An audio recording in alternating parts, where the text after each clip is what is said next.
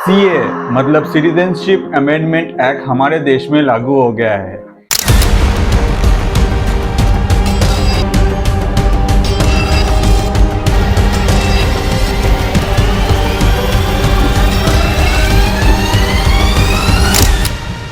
ये एक ऐसा एक्ट है जो आते ही देश में हलचल मच गया और हमारे देश के डिफरेंट मिनिस्टर इसको लेके डिफरेंट बयानबाजी करते ही जा रहे हैं। सीए पर ममता बनर्जी का बयान आया। इसका मतलब बड़ी संख्या में यहाँ से अल्पसंख्यकों को हमारे देश में लाया जाएगा। उन्होंने कहा कि बंगाल में मैं सीए लागू नहीं होने दूंगी। पता नहीं वो कौन लोग हैं, क्या हैं, सारी कानून व्यवस्था चरमरा जाएगी, चोरियां, डकैतियां, बलात्कार बढ़ेंगे हमारे देश के अंदर। दिल्ली के मुख्यमंत्री अपने भ्रष्टाचार के उजागर होने से अपना आपा खो बैठे। उनको मालूम नहीं है कि सारे लोग आ चुके हैं। एक साथ ये बहुत कुछ है, political promise, long hope, controversial law और लॉन्ग पेंडिंग डिमांड भी। 2019 के दिसंबर में ये पास हुआ था, मगर उस टाइम में डिफरेंट टाइप ऑफ प्रोटेस्ट के वजह से गवर्नमेंट को बैकफुट में जाना पड़ा और अभी ये जाके फिर से लागू हो गया है। गवर्नमेंट ने सीए के रूल्स को नोटिफाई कर दिया है। बेसिकली इसमें कहा जा रहा है कौन कौन सा कंट्रीज के सिटीजन इसमें इंक्लूड हो सकता है, साथ ही साथ कौन कौन सा रिलीजन के पीपल इसमें इंक्लूड हो सकते हैं। 3 कंट्रीज जिसमें पाकिस्तान, अफगानिस्तान और बांग्लादेश और 6 रिलीजन इंक्लूडेड है। अगर आप ये दोनों क्राइटेरिया में फिट करते हैं तो आपका इंडियन सिटीजनशिप मिलना फास्ट हो जाएगा और यही है सीएए मतलब citizenship amendment act. As usual इस बिल को लेके बहुत सारा क्वेश्चन है, जिनमें पहला कि सीएए का जरूरत क्या था। अगर आप गवर्नमेंट ऑफ इंडिया का सुने तो as per government of India political minorities को प्रोटेक्ट करने का जरूरत है। स्पेशली पाकिस्तान, अफगानिस्तान और बांग्लादेश से आए हुए पॉलिटिकल माइनॉरिटीज को प्रोटेक्ट करने के लिए सीएए इम्प्लीमेंट किया गया है। नेक्स्ट क्वेश्चन है, सीएए के अंदर में क्यों मुस्लिम्स नहीं है? ये गलत है, डिस्क्रिमिनेटरी है, अनकॉन्स्टिट्यूशनल है। रिलीजन जिनका इस्लाम है उनको आप नहीं दे रहे। और एज यूजुअल ये सबसे ज्यादा पूछे गए सवाल है। मोस्टली ऑपोजिशन साथ में डिफरेंट टाइप ऑफ क्रिटिक्स से यही सेम क्वेश्चन दोहरा रहा है। तो चलिए सुनते हैं हमारे होम मिनिस्टर श्री अमित शाह जी का क्या कहना है इस बारे में। मुस्लिम आबादी के लिए ही वो हिस्सा आज भारत का भाग नहीं है। वो भूमि इसीलिए दे दी गई थी। फिर तो हर देश से अव्यवस्था से जो आना चाहिए, इसके लिए भारत के दरवाजे खोल लो। भारत कहाँ बचता है? अखंड भारत के जो लोग हिस्सा थे और जिन पर धार्मिक प्रताड़ना हुई है, उसको शरण देना मैं मानता हूं हमारी नैतिक जिम्मेदारी है और हमारी कॉन्स्टिट्यूशनल रिस्पॉन्सिबिलिटी।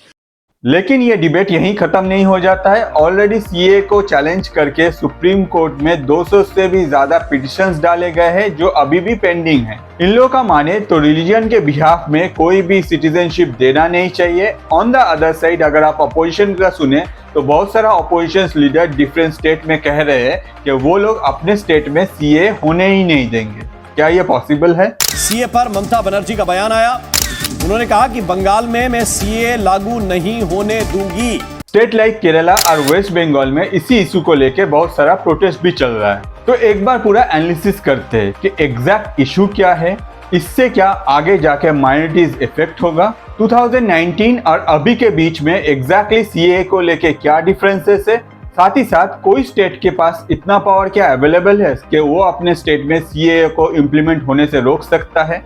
तो चलिए सारा डिटेल्स एक बार चेक करते हैं। सीए के लिए कुछ डेटा जरूरत है, जिसमें country of origin, religion, date of entry in India और नॉलेज अबाउट इंडियन लैंग्वेज। कोई भी इंफॉर्मेशन को वेरीफाई करने के लिए सबसे ज्यादा जो जरूरत है वो है डॉक्यूमेंट्स। एक पर्टिकुलर डॉक्यूमेंट्स आपका कोई इंफॉर्मेशन को वेरीफाई करता है। फॉर एग्जांपल अगर आपका आइडेंटिटी प्रूफ वेरीफाई करना है तो आप पासपोर्ट या फिर ड्राइविंग लाइसेंस या फिर वोटर आईडी कार्ड यूज कर सकते थे। इनिशियली यही होता था, मगर अभी सीए के टाइम में अगर आप अपना स्कूल सर्टिफिकेट या फिर बर्थ सर्टिफिकेट भी सबमिट करते हो, वो भी आपका आइडेंटिटी वेरीफाई करता है। मतलब ये प्रोसेस पहले से ज्यादा इजी हो गया है। जो सीए के लिए अप्लाई करेगा उन लोगों के पास और भी इजीली इंडियन सिटीजनशिप पाने का चांसेस बढ़ जाता है। अब आते हैं नेक्स्ट क्वेश्चन पे कि date of entry in India.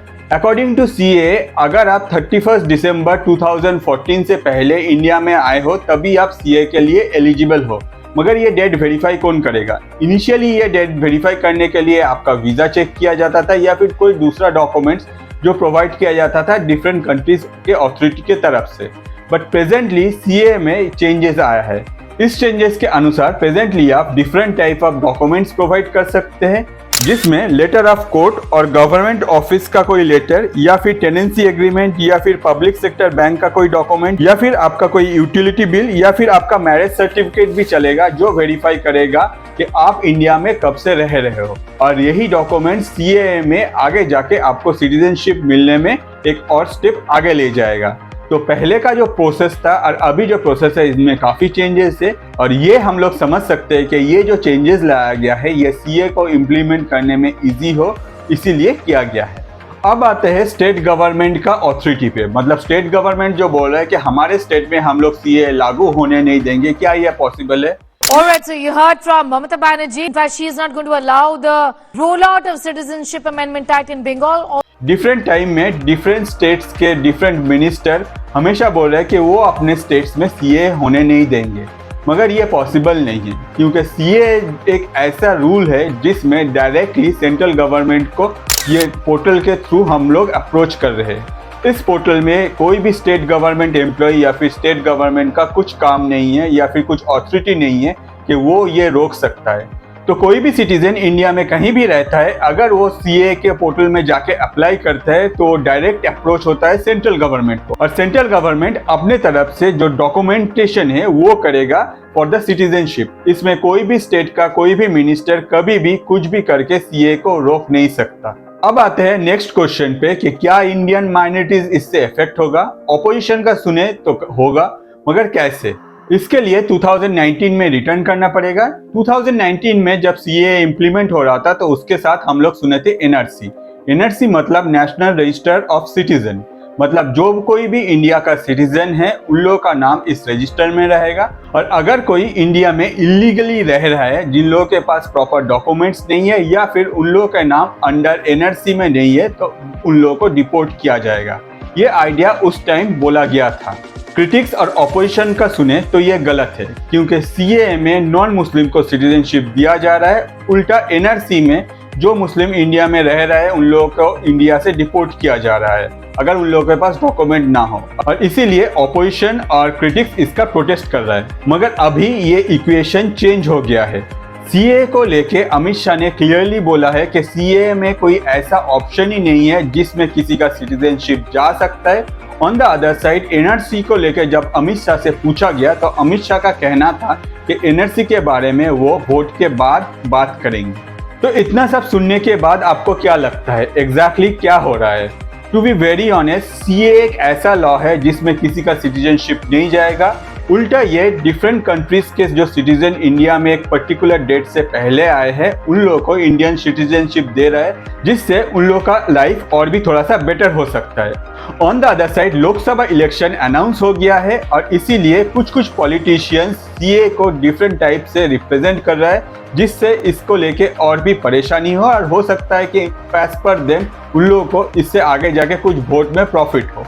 Logically देखिए तो सीए में ऐसा कोई प्रावधान नहीं है जिससे किसी का सिटीजनशिप जा सकता है। On the other side CA एक ऐसा प्रोसेस या फिर ऐसा रूल है जिसमें हम लोग और भी कंट्रीज के डिफरेंट इमिग्रेंट्स को सिटीजनशिप प्रोवाइड कर रहे हैं, जो कि उन लोगों के लिए एक अच्छी बात है और उन लोगों का जो लाइफ है आगे जाके और बेटर होगा। और अगर आपको डिफरेंट इंटरेस्टिंग टॉपिक में वीडियो देखना है तो आप मेरा चैनल में जा सकते हैं, वहाँ आपको ढेर सारा वीडियो मिलेगा। साथ ही साथ जो वीडियो आपको पसंद है आप वो अपने दोस्तों के साथ शेयर भी कर सकते हैं। और मेरे जैसे क्रिएटर को सपोर्ट करने के लिए आपका एक सब्सक्रिप्शन ज़रूरत है। आज के लिए इतना ही। अगर आपको कुछ जानना है तो प्लीज़ कमेंट कीजिए। Thank you.